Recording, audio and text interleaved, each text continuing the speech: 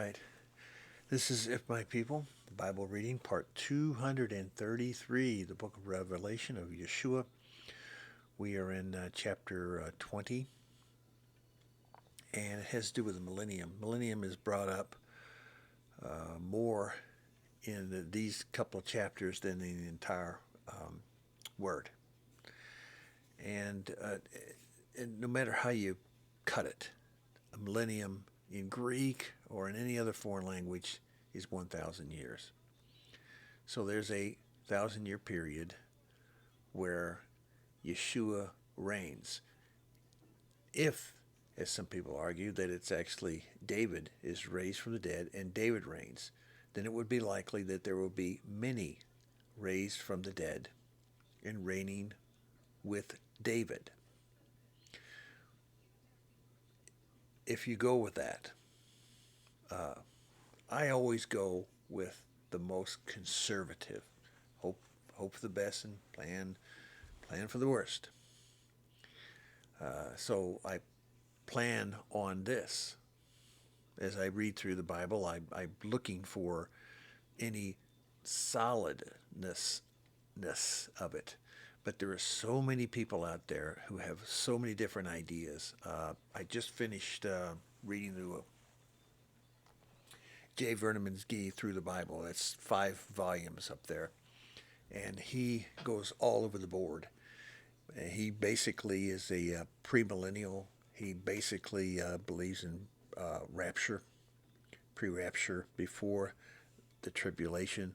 So he even says in there, he's not really that concerned because we ain't going to be here. But he's very much wrong about that. And he gives all the views in there. And he is not comfortable with any of them. So he goes for, well, we're not here anyway, those people, whatever happens to them. That's not what the word says throughout the Bible, reading it from the beginning to the end. Here we are getting to the end, and it doesn't follow with what's been going on for the last couple hundred years in the Christian churches. It just doesn't even come close to how could anyone say that, oh, well, I'm not going to get too deep in this, and churches do not. They do not get deeper than an inch. It looks like when you look out there, there's a sea of ocean to study, but that ocean's only an inch deep. So when they walk on it, they're just not worried about it. That's somebody else's problem. I say they're dead, as in D-E-A-D, wrong. Yeshua makes it very clear there will be trials and tribulations, and many people will die in the faith. And so, this 1,000 years, we're not going to talk about all the 15 different ways of what comes up. These people that marched across the breadth of the earth surround the camps, and we're talking back to chapter 9 in Revelation that there's 200 million that get an army going there. And then there's the woes, and then the bowls of wrath, and then there's all this that's going on, and the trumpets are being blown, and the 5th and the 6th and so forth. All these things are going back and forth. If it's tied up in understanding that Yeshua was the first fruit, which he was, and that there will be a raising of the completion. He was the first fruit of the first fruits.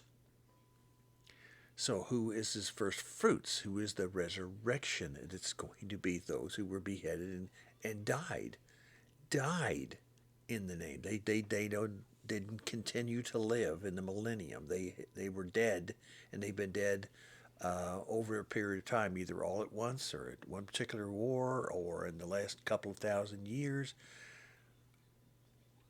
at least a couple thousand years.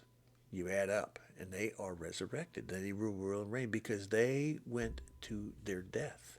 And there have been in the last 10 or 15 years in these wars over in Iraq and the Middle East. I had to watch a number of them. I remember going through my classes in college for forensics and pathology and all that. I saw films of Auschwitz, and I saw all kinds of things that are just unbelievable that I've never seen since.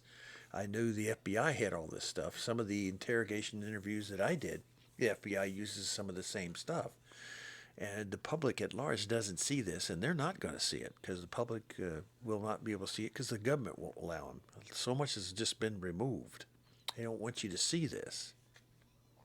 It's not pretty. If you take a look at all these, and I saw the dead, great and the small. Now, all the ministers I've gone through say, well, the great and small means the small people and the great people, they're all heathens, they're all going to hell. So when the books are open, the small and the large books, they're all going to hell. It doesn't really matter. They're all going to hell. When the videotape, what was it, J. Vernon McGee said, when the tape is played, they're all going to be guilty. Everything you've ever done and why you're going to hell is going to be shown to you by Yeshua. That's interesting. And as much as I respect J. Vernon McGee, his time has come and gone. So, but let's read what the Word says. Another book was opened, which is the book of life. And the dead were judged according to what they had done, as recorded in the books. In the books, plural. The large book, which to me, as I've told you before, that's not the good book. You want to be in the small book. And you might cry and weep, and when you eat it, when you eat the little book, the little scroll, it tastes good at first because you see that the people that you're eating are the good people. In other words, you're not eating it, you're going through it. You see that there's wonderful names in there. They're all patriarchs, they're believers, and the whole thing. It's great. But why do people get a bitter taste in their stomach after a while? Because it's a small book. You say after you eat it, well, isn't there more? Aren't there more going to heaven? The answer is no. It's a remnant. So that's why in the patriarchs in the past, in the prophets, it was like, oh, this is bitter after you eat it. Yeshua said that was going to happen. Yahweh said it was going to happen. The dead were judged according to what they had done, as recorded in the books. So in the books that were opened, that Yahweh says, I do not want to erase. In other words, your name was in the book of life when you were born. It had been erased. Who erased it? You did. Now, that would become a smaller and smaller book, wouldn't it? And where does your name go? It goes in the other book. It's recorded and then it's not erased. So there's a small book. And that means that those in the small book will have eternal life. So there's a great indication that the great white throne judgment is a separation of the sheep and the goats. If they're not all goats, they're not all going to hell. And if you think like that, then you think that there's only two resurrections. There's the one of Yeshua, first fruits, and then the those that are dead. It says the dead shall be raised first. Well, we know that those who were held the word until their death and were beheaded were dead. And then it says here, the sea gave up the dead. Now the dead from death and Hades were thrown into the lake of fire. The lake of fire is the second death. Well, death and Hades, those people were. But how about those from the Gulf? How about those that were with the bosom of Abraham? The bosom of Abraham is different. If anyone's name was not found in the book of life, he was thrown in the lake of fire. It should have been read by the other people thinking, it should have said this, since no one's name, it's just, I'm trying to support them, but I can't. If anyone's name was not found written in the book of life, he was thrown into the lake of fire. Well, then that means the book of life. Where's the book of life? Was the book of life read 6 years ago before this was? No. The book of life is that little book, the remnant.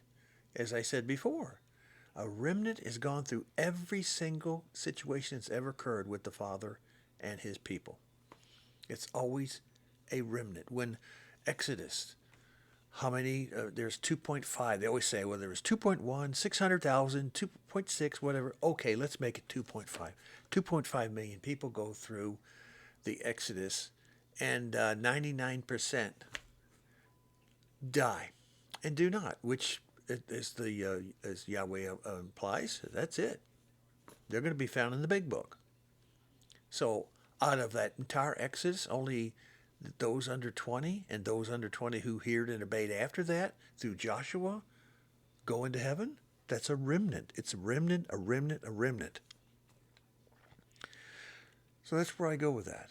I don't go with multiple resurrections.